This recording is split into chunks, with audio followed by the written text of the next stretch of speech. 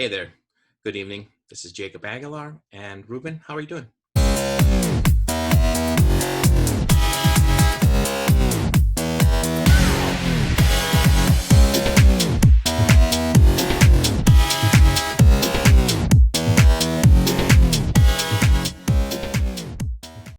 I'm all right.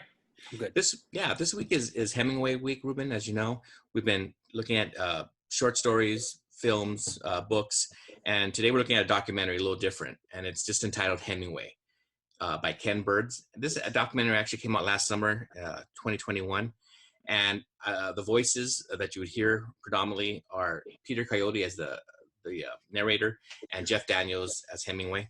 We're going to look at just a third episode tonight because it's almost a 6-hour documentary. We're looking at the last 2 hours, taking place from 1945 to about 1962.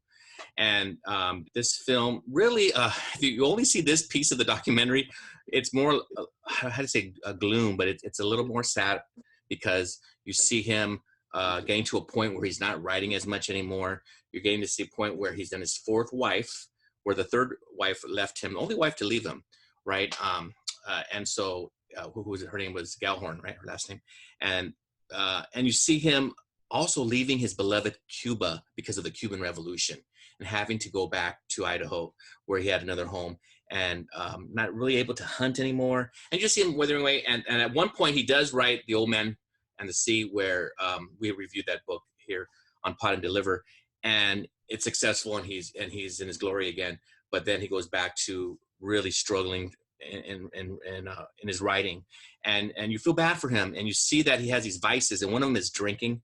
And when he drinks, he's an ugly drunk. He gets angry, and that's one reason why a lot of his wives left him, or he left them too, is because of his drinking. And so, Ruben, what do you think of the documentary? I enjoyed it.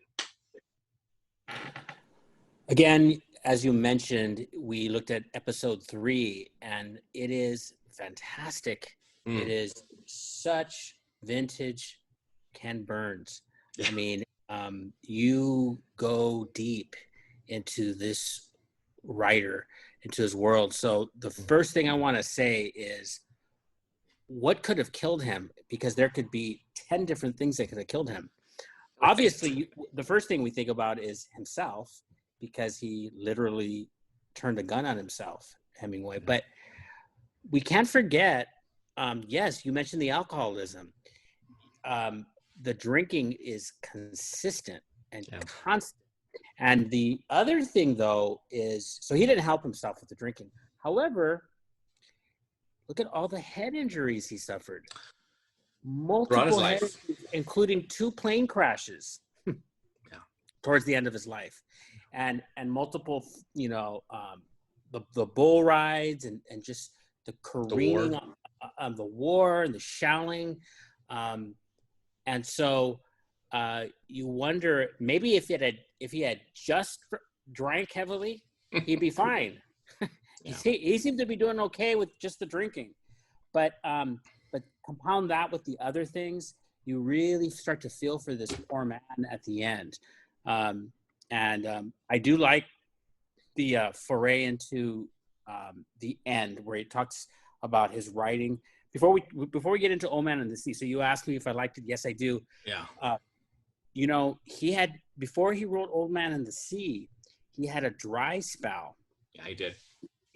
He did write A Movable Feast. That book has its detractors, so it's not widely celebrated by everybody, but some people are big fans. I think it's worth reading. But I do want to say, though, that he wrote a book called Across the Hills and Through the Trees, Across the River and Through the Trees. Oh, that's right. And I want to say that, these critics just ate him up for that book, and they gave some scathing reviews. Listen to this review. So he was on a dry spell here. He wrote this book. Listen to one little review here. It said, "This novel had the sound of madness and the smell of decay." You know who wrote that review? No, who? His wife. So they were brutal back then. Yeah. And so his wife was a writer in her own right. So Yeah, she was his third wife. Yeah. This little season of just just dearth, just this barren season of writing for him, led up to a point where he said, I'm going to write and I'm going to stop drinking. I'm going to be focused on this. And he came up with The Old Man and the Sea, a book towards the end where it was perhaps the most widely celebrated of all his books. And it was fun. That part of the documentary was really fun to look at. And what did you think of the besides Old Man? I mean, and I know we've reviewed it already, but and it was so fun to see him, get celebrated. What do you think about his relationship with his boys? Because that was kind of interwoven throughout that last episode. It seemed like they struggled to I don't want to say coexist, to even see each other, right? That just seemed like a disappointing piece. A lot of people will watch some of those scenes with his sons and with his wives. And when I say his wives, I mean during his marriages, he would suddenly show up with a prostitute on his arm. He would just create these scenes. He would lash out at his boys. And there was a moment where his son said, I'll never speak to you again. And you really are tempted to hate Hemingway, as I was. But at the same time, I couldn't all the way hate him, right? Because he really participated in life. And there's something to be said about that, where he didn't just sit and typed and sent it out to a manuscript and drank all day, as maybe some people think. He really went out there and tried to engage, and which I admired.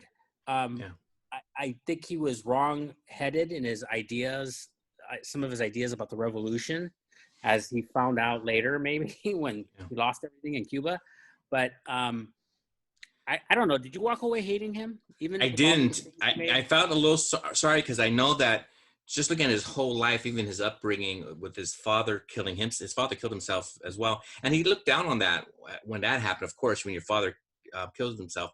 But looking back later in his later life, you see that, man, he lived a full life and he went through a lot, but not to give him any excuses either. He also really never, because he didn't have that strong relationship with his father, I felt like he didn't know how to father. And I feel like he struggled with that, and especially since his wives, I mean, one of his wives had two sons and the other one had one, so they weren't all from one wife, and so that's made it difficult as well. So I felt for him. I felt for the boys. I'm not gonna, but they seem like they later in life they really showed some respect and love towards their dad, and they've written books about him. One of them's still alive, the middle boy, Patrick. I say boy, he's 93 years old, but it's amazing that there's still a Hemingway still out there who is, who lived with Ernest. But yeah, I'm with you, Ruben. I love Ernest Hemingway. I just love his writing.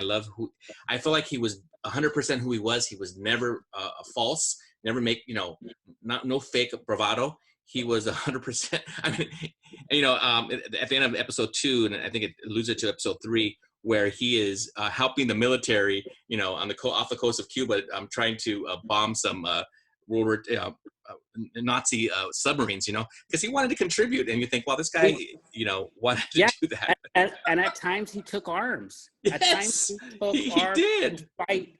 And to me, that is incredibly unusual. It gives such, there's this concept of skin in the game. He really had skin in the game, and this is why he felt he struggled with depression, but why so many people embraced him, because he wasn't this elite guy just sitting around.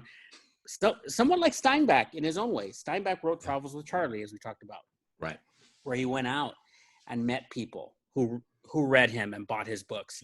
And got to understand the American psyche. This is what made writers great back then. So it was great getting into the mind. I do want to also mention, though, we talked about the immense amount of head injuries he sustained. Oh, yeah. Also, and somebody made the point, what other person has been in 2 plane crashes one of which he walked out of and read his own obituary because everybody thought Oh, he was that's right. dead. People thought he was dead. Yeah.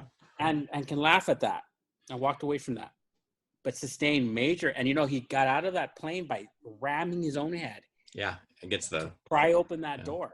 And we didn't talk about the electroshock therapy he endured. Oh, yeah. And so what a shell of a man at the end where he couldn't write anymore. But even still, he did write a long piece at some point, and he just had one of his friends edit it.